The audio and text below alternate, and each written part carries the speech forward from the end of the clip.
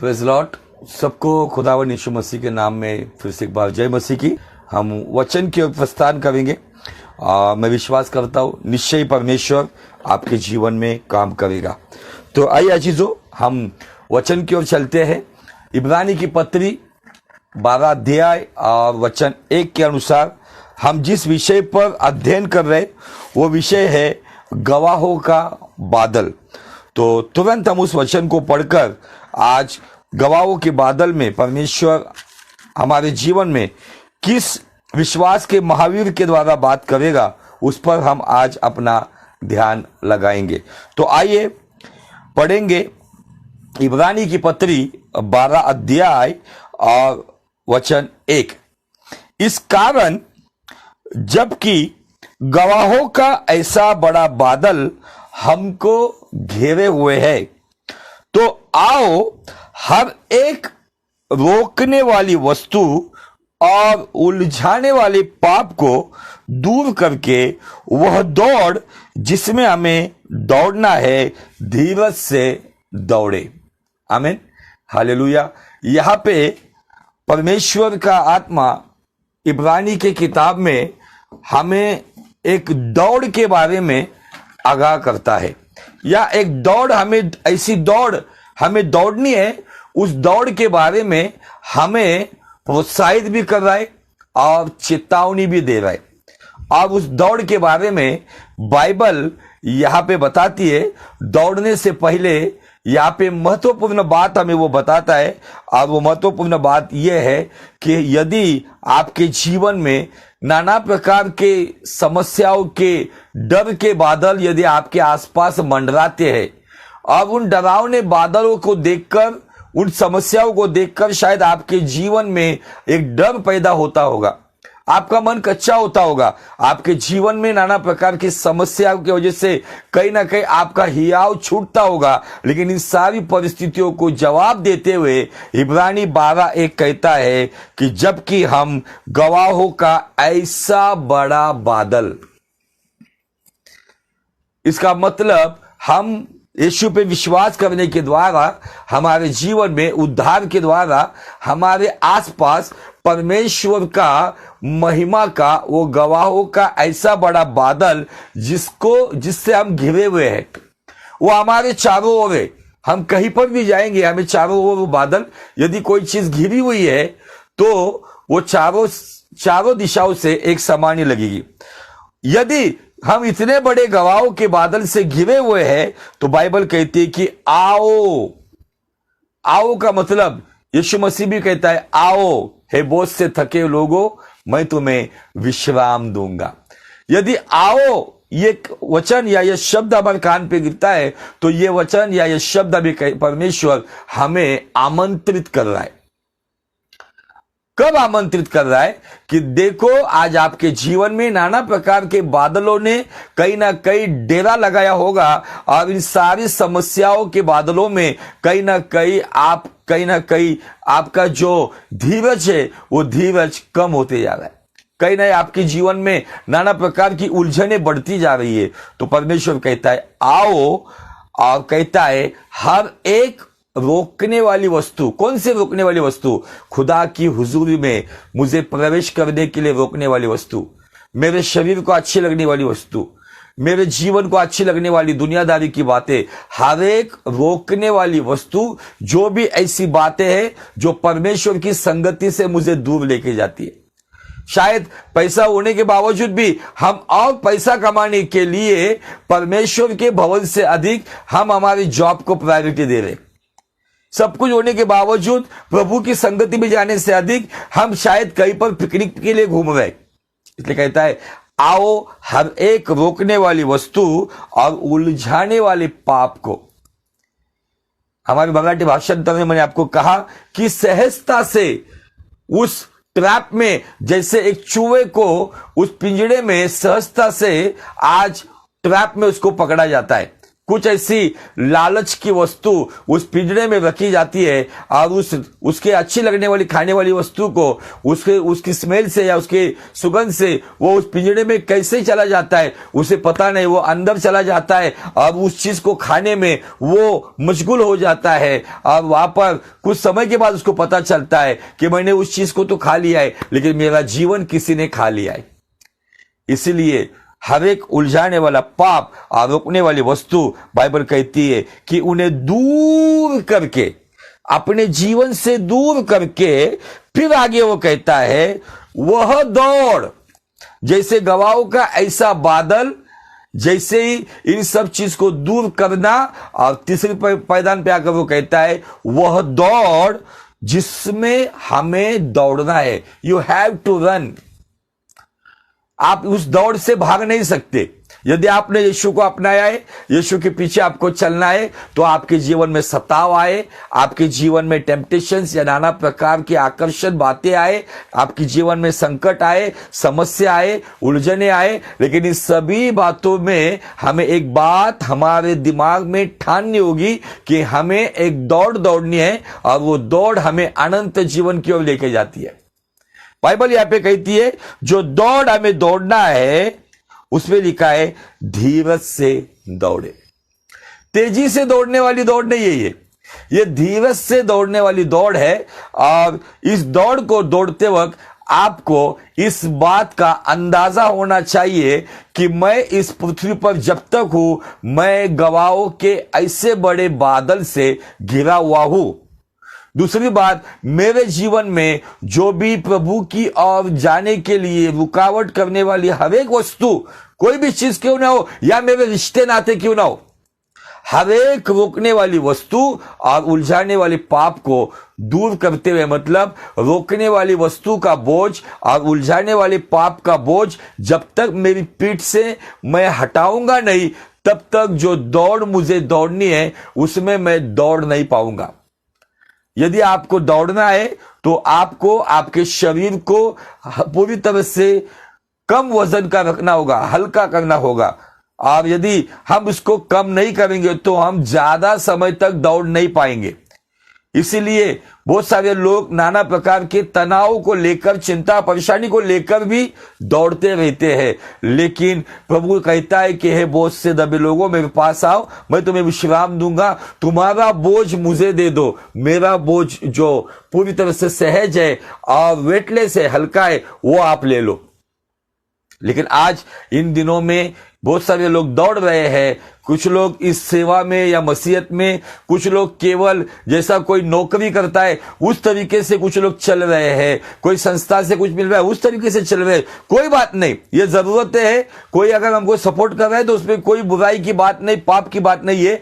लेकिन हमें जो दौड़ दौड़ना है, उस दौड़ में दौड़ते वक्त हमें पहले इस बात से पूरी तरह से वाकिफ होना है कि गवाहों का ऐसा बड़ा बादल मुझे घेरे हुए है। बहुत सारे गवाही फैलाने वाले लोग उसमें है, बहुत सारे महान विश्वास के योद्धा उसमें है, उनकी गवाहियों का बादल मेरे चारों ओर घिरा हुआ है।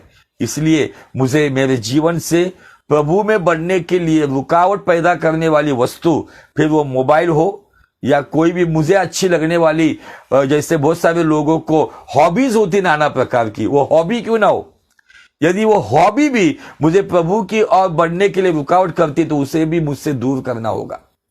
कोई संगति होगी, मेरे दोस्त यार होंगे, लेकिन मेरा दोस्त यार मेरा अधिक से अधिक समय मेरा चोरी कर रहे, तो मुझे उस दोस्ती यारी को भी कम करते हुए खुदावन की दोस्ती को अगर अधिक बढ़ाना होगा।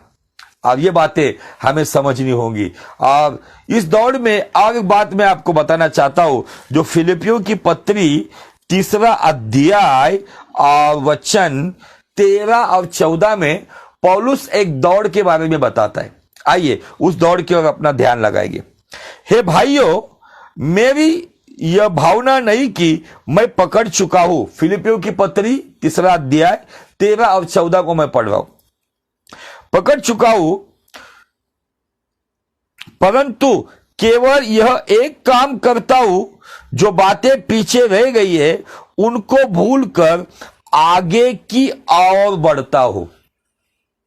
ये जो इब्रानी का लेखक 12 अध्याय वचन 1 में एक बातें को कहता है कि रोकने वाली वस्तु, ये रोकने वाली वस्तु में ये भी बात आती है, जो बातें पौल यहां पे कहता है, परंतु केवल यह काम करता हूं जो बातें पीछे रह गई, जो बातें मेरे अतीत में है, उस अतीत में मेरा किसी ने अपमान किया है, उस अतीत में मेरा किसी ने गलत इस्तेमाल किया है, उस अतीत में किसी ने मेरा नुकसान किया है, उस अतीत की बातों को मैं भूलकर आगे की बातों की ओर बढ़ता हूं, आगे की बातों की ओर बढ़ता हूं।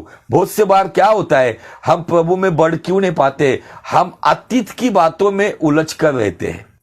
अतीत में, मेरे पास्ट में, मेरे भूतकाल में कुछ लोग मेरे अपने हो, मेरे दोस्त यार हो, मेरे पहचान वाले हो, मेरे खून के रिश्ते हो, उनके द्वारा जो नुकसान हमें मिला है, जो अपमान हमको मिला है, जो विश्वासघात हमसे हुआ है, जो गद्दारी हमसे हुई है, इन सारी बातों में हम उलझ के रहते हैं। अब ये भी रोकने वाली वस्तु में गिना जा सकता है। लेकिन पौलुस कहता है, मैं उन सभी बातों को जो हो चुकी, पीछे हो चुकी है, उनको भूलकर आगे की बातों की ओर बढ़ता हूं। और 14 वचन कहता है, निशाने की ओर दौड़ा चला जाता हूं, निशाने की ओर दौड़ा चला जाता हूं, ताकि वह इनाम पाऊं जिसके लिए परमेश्वर ने मसीह यीशु में ऊपर बुलाया है। आपको इस संसार का इनाम भले आपके लोगों के द्वारा प्राप्त हो या ना हो, आपके अपने लोग आपको उस इनाम से कभी भी आपको सम्मानित ना करे, कोई बात नहीं, लेकिन हर एक विश्वासी को, हर एक यीशु के पीछे चलने वालों को निशाने की एक दौड़ है, और वो निशाने की दौड़ यह है कि अंत तक उस विश्वास में बना रहूं, अंत तक प्रभु में मैं बना रहूं। और वो निशान मतलब मुझे प्रभु के राज्य में जाना है। जैसे एक दौड़ने वाला, उसके पास एक निशानी की दौड़ होती है, जो रिबिन लगी हुई होती है, उस रिबिन को जाके टच करना है, तब मैं पहले स्थान पर आऊंगा। हमारे लिए वो रिबिन वो नहीं है, हमारे लिए अनंत जीवन, परमेश्वर का राज्य, स्वर्गीय राज्य, उस निशाने की दौड़ पर हमें दौड़ना है। और दौड़ते दौड़ते हमें अपने जीवन के अतीत के जो उलझाने वाले पाप हो या रोकने वाली वस्तु हो, उन्हें दूर करते हुए यह दौड़ हमें तेजी से नहीं तो धीरज से दौड़नी है। आमीन, हालेलुया, प्रेज द लॉर्ड। तो गवाहों के बादल में हमने कुछ बातों के ऊपर अध्ययन किया। और गवाहों का बादल कहा है, तो गवाहों का बादल इब्रानी का 11 अध्याय, ये पूरा 11 अध्याय गवाहों के बादल को दर्शाता है। इसीलिए तुरंत 11 अध्याय खत्म होने के बाद 12 अध्याय के 1 वचन से परमेश्वर कहता है, इस कारण कि जबकि गवाहों का ऐसा बड़ा बादल, ऐसा बड़ा बादल मतलब कैसा बड़ा बादल, तो वो बादल जिसमें खुद परमेश्वर से शुरुआत होती है। इब्रानी की 11 अध्याय में उस परमेश्वर के विश्वास और आशा से शुरुआत होती है, और उसका अंत चेलों के सताव के साथ खत्म होता है, जिसके बीच में कुछ लगभग 14 से 15 लोगों का जिक्र किया गया है, जिसकी शुरुआत होती है हाबिल से। और हाबिल का जीवन हम देख चुके हैं, जो हाबिल अपने जीवन का और अपने अर्पण का उत्तम बलिदान चढ़ाने के द्वारा परमेश्वर की दृष्टि में हाबिल धर्मी ठहराया गया। और बाइबल कहती है हाबिल मर गया, लेकिन फिर भी अपने कामों के द्वारा आज भी बातें कर रहा है। ये बातें हम देख चुके। उसके बाद हम पिछले एपिसोड में दूसरे भाग में हमने हनोक के जीवन से देखा। हाबिल का मतलब होता है सांसें, ब्रीदिंग, जो हम सांस लेते हैं। हनोक का मतलब होता है समर्पण, डेडिकेशन। और आज हम एक व्यक्ति को उस गवाहों के बादल से देखेंगे। मैंने लास्ट टाइम भी बताया था, आज भी बताना चाहता हूं कि आपके जीवन में आपको गवाहों का बादल पता होना चाहिए।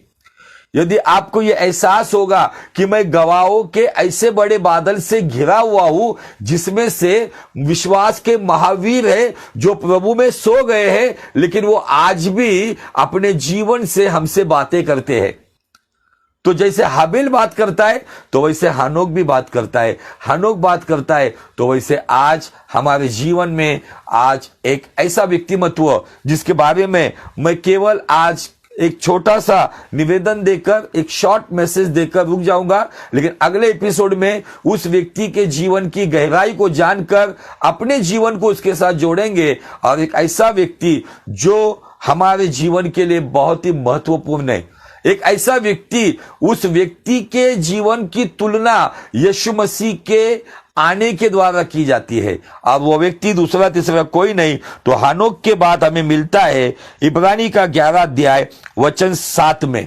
आइए हम उसके ऊपर अध्ययन करते हैं। विश्वास ही से नूह ने उन बातों के विषय में जो उस समय दिखाई न पड़ती थी चेतावनी पाकर, क्या पाकर? चेतावनी पाकर भक्ति के साथ अपने घराने के बचाव के लिए जहाज बनाया। Hallelujah, praise the Lord. Bible यहां पे कहती है कि नूह के बारे में, नूह का मतलब है विश्राम, नोहा का मतलब है विश्राम, परमेश्वर रेस्ट। क्योंकि नूह के जमाने से परमेश्वर अपने लोगों को विश्राम की योजना बना रहा था। और बाइबल यहां पे कहती है कि नूह ने जो बातें दिखाई नहीं पड़ती थी, कौन सी बातें दिखाई नहीं पड़ती थी?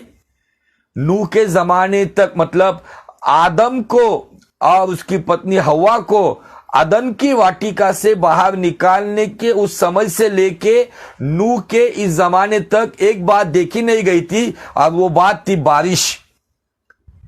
ये बरसात नहीं होती थी, फिर कैसे काम होता था?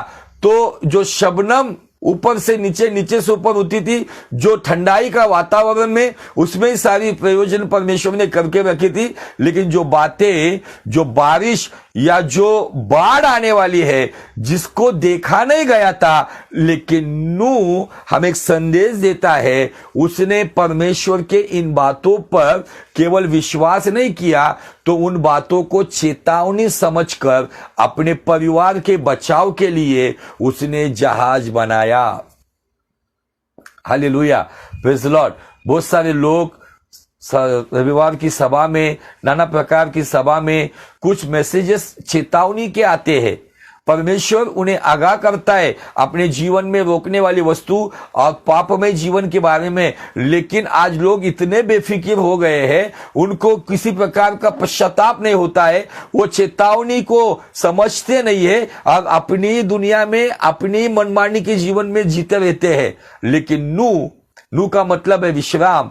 आज हमें गवाहों के बादल में ये तीसरा विश्वास का महावीर हमें एक संदेश दे रहा है, और नूह कह रहा है कि परमेश्वर ने जो बातें मुझसे कही थी, उन बातों को, जो जलप्रलय आने वाला है, जो बाढ़ आने वाली है, आसमान के दरवाजे खुलने वाले हैं, जल के सोते फूटने वाले हैं, और एक विनाश परमेश्वर धरती पर लेकर आने वाला है, इन बातों की, सभी बातों को सुनकर उसे चेतावनी के स्वरूप में लेकर वो कहता है कि भक्ति के साथ अपने घराने के बचाव के लिए जहाज बनाया। भक्ति के साथ अपने परिवार के बचाव के लिए जहाज बनाया। और आगे ऐसा लिखा है, उसके द्वारा उसने संसार को दोषी ठहराया। किसके द्वारा उसने संसार को दोषी ठहराया? उस वक्त जो कुछ लोग इस बातों में बहुत सारे वाद विवाद करते हैं कि इतने साल उतने साल, लेकिन बहुत सारी बातें एक ही जगह पे आके रुकती है। बहुत सारे अभ्यासक ये कहते हैं कि नूह 120 साल तक उस जहाज को बनाने का काम कर रहा था, लेकिन वो केवल जहाज को बनाने का काम नहीं कर रहा था। बाइबल कहती है कि नूह परमेश्वर के साथ साथ चलने वाला व्यक्ति है। नूह हनोक की ही वंशावली में आने वाला व्यक्ति है। हनोक जो काम कर रहा था उसको भी शायद लोग मूर्ख समझ रहे थे, वही काम को हनोक से लेके बीच में सब लोगों को छोड़कर नूह के पास परमेश्वर ने उस जिम्मेदारी को दिया। वो एक साइड से अपने परिवार के साथ जहाज को बना रहा था और दूसरी साइड से वो परमेश्वर की चेतावनी का संदेश लोगों में फैला रहा था। यदि आप पिक्चर में देखोगे, मूवी में देखोगे, लोग उसका हंसी मजाक उड़ा रहे थे, लेकिन नूह अपने काम से पीछे नहीं हटा। शायद आप मसीहत में चल रहे हो, जैसे ये जो जल प्रलय उस वक्त आया था, उसके बारे में परमेश्वर ने चेतावनी दी थी कि मैं जल के द्वारा इस सृष्टि के संसार के लोगों का न्याय करूंगा। लोगों ने ठट्टों में उड़ाया। उसकी तुलना हमारे जमाने में यीशु मसीह के बारे में बताया जाता है। जैसे नूह के जमाने में हुआ है, वैसे ही मनुष्य के पुत्र का आना होगा। यीशु मसीह के आने की तुलना नूह और लूत के द्वारा की गई है कि वो किस तरीके से आएगा, कौन से संसार के लोगों में आएगा, वो बातें हम आगे देखेंगे। मैं जस्ट आज इसका फाउंडेशन या उसकी नींव रखने वाला हूं कि नूह का जीवन हमें क्या बताता है। नूह के जीवन के बारे में यहां पे बताया गया है कि उसने संसार को उसके द्वारा दोषी ठहराया। किसके द्वारा दोषी ठहराया? उस जहाज के द्वारा। उस वक्त शायद नूह और उसके बेटे वो जाकर जंगल में लकड़ियां तोड़ते होंगे, दरख्तों को तोड़ते होंगे, बड़ी बड़ी लकड़ियां, छोटी छोटी लकड़ियां, जिसके द्वारा नूह जहाज को बनाने का काम कर रहा था। और तब लोग उस पर हंस रहे होंगे, लोग मजाक उड़ाते होंगे। देखो, बूढ़ा सतिया गया और बूढ़े के साथ साथ उसके तीनों बेटे भी पागल हो गए हैं। बाप की ये सारी पागलपन की बातों को ये बच्चे भी उसको फॉलो कर रहे। शायद लोग उस परिवार का तमाशा करते होंगे। ये बाइबल कहते उसी जहाज के द्वारा संसार को उसने दोषी ठहराया। और इस जमाने में हमारे लिए वो जहाज कौन है?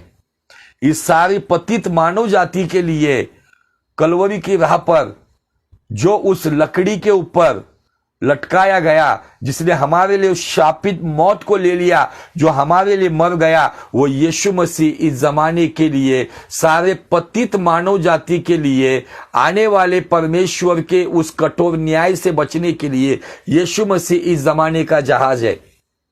शायद आज यीशु मसीह का नाम हम कई जगह पे ले रहे, लोग हमें मूर्ख समझ रहे, लोग हमारा हंसी मजाक कर रहे कि यीशु मसीह आने वाला है।